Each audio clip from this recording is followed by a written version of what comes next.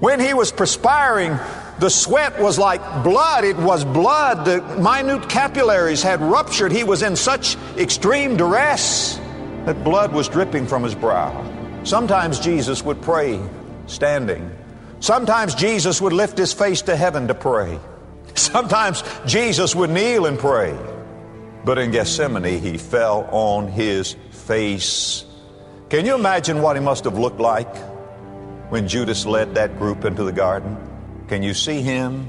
His face is matted with blood and dirt. Red blood and black dirt on his face. His heart is broken. This is the way they found him when Judas planted that kiss of shame upon the Lord Jesus Christ. He said, "My soul is exceeding heavy." The word heavy has the idea of being separated, alone. Before those nails ever went into the hands of Jesus, they had already come into his soul. Gethsemane was the vestibule of Calvary.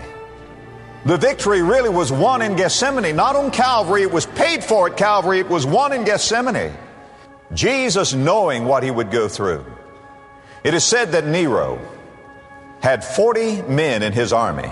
These 40 men were wrestlers. They were Nero's wrestlers, gladiators, who would come there to the field of endeavor, to the Agon, to wrestle for Nero. And they wanted to please their emperor. And as these 40 wrestlers would come there to wrestle before the emperor would sit there in his finery, in his velvet box, draped, sit there upon his throne and watch the games as these wrestlers would wrestle. They were the finest athletes in all of Rome. They would come out there with their square shoulders and bulging biceps, look up into the box of their emperor, and they would chant, "We are 40 wrestlers wrestling for thee, O emperor, to win for thee the victory, and for thee the victor's crown." Everybody in the empire knew who these wrestlers were. They were the counterpart of our Olympic champions today. Then word came to Nero that some in the army had become Christians. Christianity was beginning to spread. To be a Christian now was a crime worthy of death. Christians must be put to death by fire, by sword, by beast.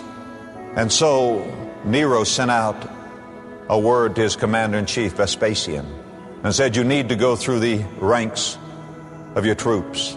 If you find any Christians, they shall be executed." Vespasian lined his troops up, and he said, "An edict has come from the emperor.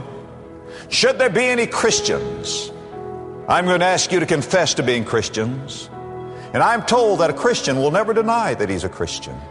But I want to say before you confess that you are a Christian, if you do this, you will surely be put to death."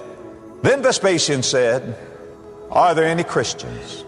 He wasn't prepared for what was about to happen, because as one man, 40 stepped forward. All 40 of these wrestlers had given their hearts, their lives to Jesus Christ. When Vespasian saw that, he said, no, there's some mistake. Not you 40. To a man, they said, "We believe that Jesus Christ is the Son of God." Vespasian said, "Please, step back. Step back. Renounce your faith, and it'll be over." Not a one of them moved. Vespasian said, "I cannot put you to death with the sword. I believe you've not thought it through. Surely you'll renounce your faith." He said, "I have a plan." It was in the middle of winter.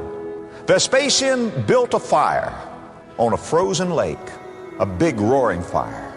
Then he took from those 40 men their helmet, their breastplate, their greaves of brass, their shoes, their shirt, their undergarments, stripped them down to absolutely nothing in that sub-zero weather, and turned them away in the darkness, and said, "You will stay out in the darkness until you freeze." But he said, if any of you out there in the cold and the darkness decide that you want to renounce Christ, all you have to do is come to the fire. surely thinking they would come to the fire. Vespasian sent them out there, and the 40 men went out there. He wasn't prepared for what he was about to hear, because he heard the chant that he'd heard so many times, but now it was different. And this is what they were chanting: "We are 40 wrestlers wrestling for thee, O Christ, to win for thee the victory, and from thee the victor's crown." Vespasian said, "Well, they're chanting now." But they will soon change. But on through the night, as the cold grew deeper, they heard this chant: 40 wrestlers wrestling for thee, O Christ, 40 wrestlers wrestling for thee, O Christ, to win for thee the victory, and from thee the victor's crown. It grew weaker and weaker and weaker. They were being numbed by the cold. But then the chanting stopped, and Vespasian looked, and there, slithering across the ice, was the naked form of one of those soldiers, turning his back on Jesus Christ, coming to the fire. Vespasian said, "Ha! Here he comes! The rest will soon follow. I knew it! I know men. The others will be coming soon." But he wasn't prepared for what he was about to hear. He listened, and he heard in the darkness, 39 wrestlers wrestling for thee, O Christ, to win for thee the victory, and from thee the victor's crown.